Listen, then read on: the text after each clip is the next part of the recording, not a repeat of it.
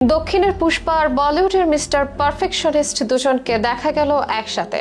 গুঞ্জন উঠেছে একই প্রজেক্টে হাতে হাত মেলাতে চলেছেন এই দুই সুপারস্টার। একজনের বয়স 60, তবে চোখে এখনো স্বপ্নের দীপ্তি। তিনি বলিউড বক্স অফিসের স্বীকৃত এক জাদুকর।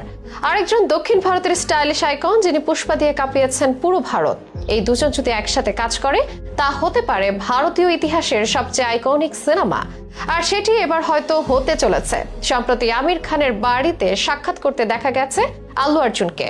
শোনা গেছে একটা সিনেমার ব্যাপারে আলাপ করতেই আল্লুকে ডেকে নিয়েছেন আমির। এরপর এমন বিরল জুটিকে এক ফ্রেমে দেখে রীতিমতো চমকে গেছে নেট দুনিয়া।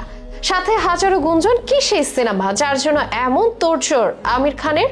চলছে কি কোনো বিস্ফোরণের প্রস্তুতি? এই প্রসঙ্গে উঠে আসছে ভারতের সবচেয়ে ব্যয়বহুল সিনেমা মহাভারত প্রসঙ্গে। সেই প্রজেক্টটি নাকি একসঙ্গে দেখা যেতে পারে এই দুই আইকনিক তারকাকে। চলুন জেনে নেওয়া যাক মহাভারতের মতো ঐতিহাসিক ক্যানভাসে কেমন হবে এই দুই মহাতারকার যুগলবন্দি, কে কোন চরিত্র করবেন।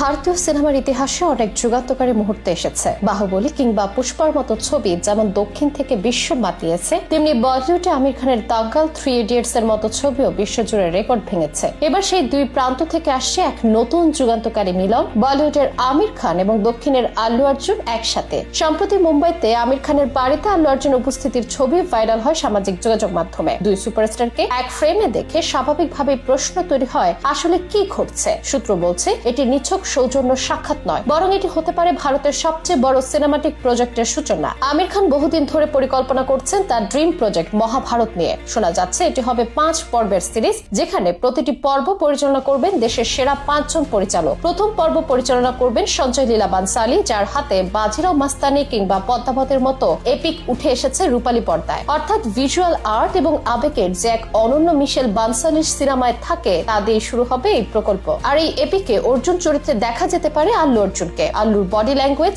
চরিত্রের মধ্যে প্রবেশের দক্ষতা এবং তীব্র চাহনি এই চরিত্রের জন্য আদর্শ বলে মনে করছেন নির্মাতারা। ইতিমধ্যে বানসালির সঙ্গে তার একাধিক বৈঠকের খবর রয়েছে, যা এই সম্ভাবনাকে আরো দৃঢ় করেছে। আর আমি নিজে অভিনয় করবেন কৃষ্ণ চরিত্রে, অর্থাৎ তিনি শুধু প্রযোজক নন, অভিনেতাও। ভারতীয় সিনেমার ইতিহাসে আগেও এমন অনেক মুহূর্ত এসেছে যখন ভিন্ন ইন্ডাস্ট্রির দুই শক্তিশালী তারকা একসাথে কাজ করে ইতিহাস করেছে। তবে এবারের এই সম্ভাবনা যেন আরো বিশাল, আরো ঐতিহাসিক। তথ্য মতে মহাভারত সিনেমার বাজেট হবে 1000 কোটি। ফলে এটি হবে ভারতের সবচেয়ে ব্যয়বহুল চলচ্চিত্র। পরিকল্পনা অনুযায়ী একবার শুরু হলে প্রতি 6 মাস অন্তর অন্তর রিলিজ হবে পরবর্তী পর্ব। এতে থাকবে অসংখ্য তারকা, থাকবে বলিউড, টলিউড, কন্নড়, তামিল, মালায়ালাম সহ আলোচিত সব ইন্ডাস্ট্রির প্রতিনিধিত্ব।